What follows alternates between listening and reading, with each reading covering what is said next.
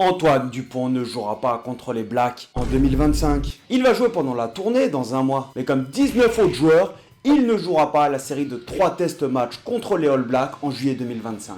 Après, ça c'est les déclarations de Galtier un an avant l'échéance. Parce que oublie pas que, entre temps, si on se ramasse contre les Blacks et l'Argentine, je te parle même pas d'une défaite contre le Japon. Oui, contre l'Argentine, t'as bien entendu. Parce qu'on y est allé cet été avec l'équipe développement. Les matchs, ils étaient pas fameux, l'Argentine jouait pas super bien. Est-ce que t'as vu le Rugby Championship? Parce qu'ils ont quand même cogné la Nouvelle-Zélande et l'Afrique du Sud. Et attention, attention, ça défend fort et ça défend très fort et ça attaque très vite aussi. Bon, ce qui est sûr, c'est que l'Argentine, ça sera pas la même équipe. La tournée de novembre, si sur le plan comptable et sur le plan du jeu, elle est pas au top, à mon avis, derrière, ça va serrer les fesses et tout le staff de l'équipe de France, parce que c'est pas que Galtier, va préparer le tournoi de destination avec énormément de pression. Tu te doutes bien qu'il y aura quelques ajustements si ça se passe pas bien. Parce que, soyons honnêtes, si on fait pas un bon tournoi de destination, la continuité de Galtier, elle est pas assurée pour moi. Parce que oui, il a gagné un grand chelem, mais tu te fais sortir en quart de finale de la Coupe du Monde. Derrière, tu fais un tournoi de destination où tu te fais éteindre par les Irlandais sur le premier match. Et contre l'Italie, ça se passe pas très bien.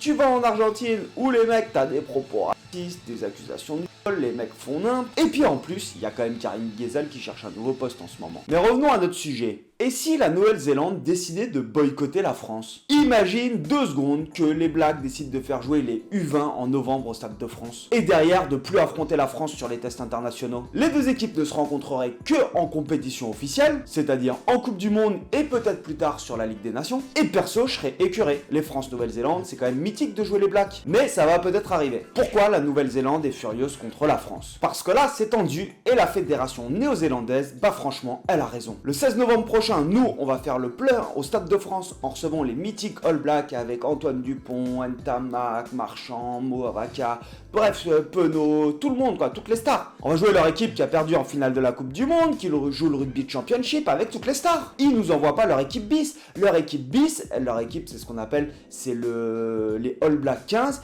Ils vont aller jouer au Munster, puis derrière au Vélodrome, il me semble, contre la Géorgie. En juillet 2025, nous, on va faire une série de 3 test matchs en Nouvelle-Zélande. Franchement, ça fait rêver. Depuis que Galtier il est présent, il envoie des équipes développement, entre guillemets, en tournée, et il préserve son équipe premium pour la tournée de novembre et le tournoi destination. Et ça, il l'a toujours annoncé clairement. Nous partirons en tournée à l'été 2025 en Nouvelle-Zélande sans nos premiums. C'est un choix assumé. Mais c'est comme ça depuis 4 ans. Pourquoi changer de stratégie? Parce qu'on se déplace chez les All Blacks, il faut être cohérent. Perso, je trouve que ça fait tâche. Parce que jouer une série de 3 test matchs, que ça soit contre les Box ou les Blacks, et ben ça se refuse pas. Quand on part en Argentine ou au Japon, sans manquer de respect à l'Argentine ou au Japon, ça me dérange moins d'envoyer une équipe développement. Mais sur France-Nouvelle-Zélande, t'as envie de voir jouer les meilleurs contre les meilleurs. Maintenant, mets-toi 2 secondes à la place de la fédération néo-zélandaise, qui cherche, comme tout le monde aussi, à gagner de l'argent. Parce qu'il faut savoir quand même que les championnats domestiques ne remplissent pas les stades en Nouvelle-Zélande. Tu annonces une tournée contre la France en 3 test matchs. La France, l'ennemi juré en Coupe du Monde, celle qui t'a sorti en 99, celle qui t'a sorti en 2007. Si t'es néo-zélandais, mais t'as envie d'aller voir jouer Dupont, Ntamak, Penaud, désolé les avants, voir un match magnifique tout simplement, et bah t'achètes tes billets et tu les achètes au prix fort. Maintenant, avec un an d'avance, le sélectionneur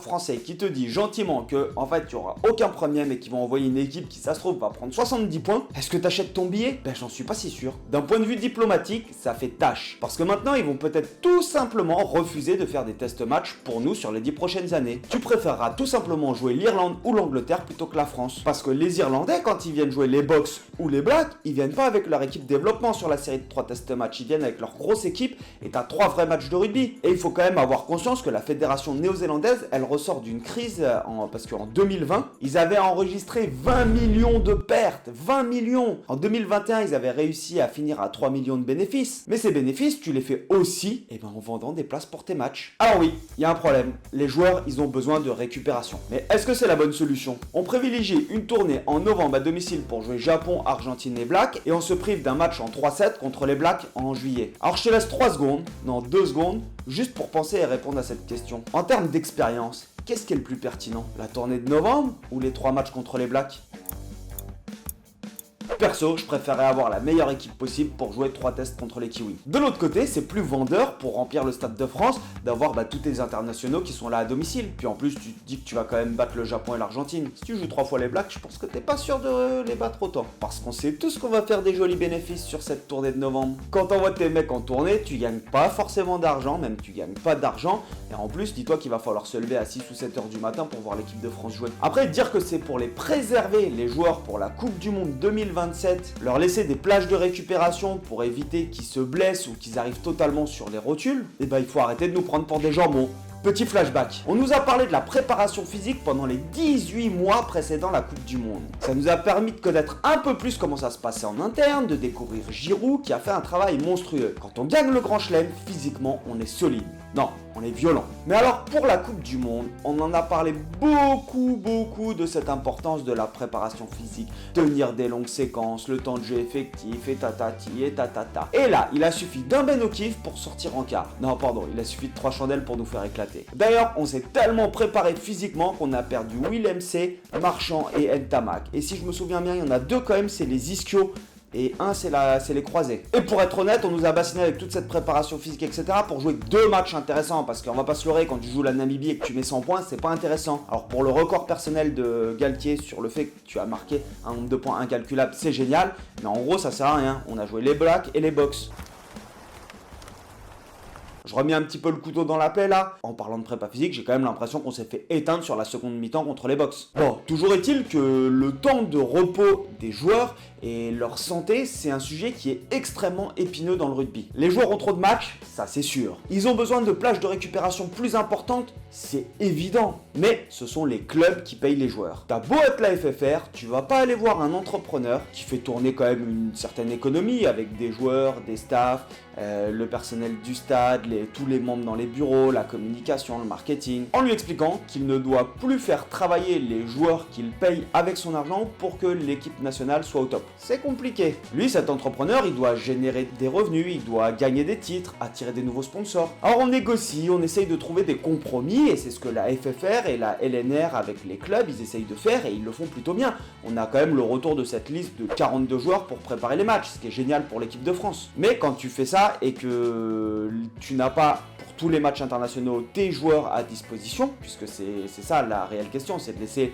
ces 20 joueurs premium au repos, et c'est le niveau de jeu et l'expérience de ton équipe nationale que tu sacrifies. Là où toutes les autres nations de l'hémisphère sud et de l'hémisphère nord, il me semble qu'elles ont leur effectif complet pour préparer les matchs. Parce que des matchs, on en a 11 des matchs internationaux dans l'année. Il y en a 3 en novembre, il y en a 5 sur le tournoi destination et il y en a 3 en été. Ça fait 11 matchs. Nous, la France, nos premiums, ils ont que 8 matchs. Et ça a toujours été la complexité, hein. On le sait très bien, on est le seul championnat rentable. Et on se retrouve coincé parce qu'il y a un écart entre les exigences physiques du très haut niveau et les impératifs commerciaux. Ça a toujours été le cas, mais avant, on appuyait un petit peu moins sur le bouton. On savait que le rugby était violent, que les joueurs se blessaient, mais on ne le disait pas. Fallait être fort, pas de place pour la faiblesse. Comme les commotions. D'ailleurs, là, j'ai une vidéo en mode enquête de 30 minutes sur les commotions. J'ai énormément taffé le sujet.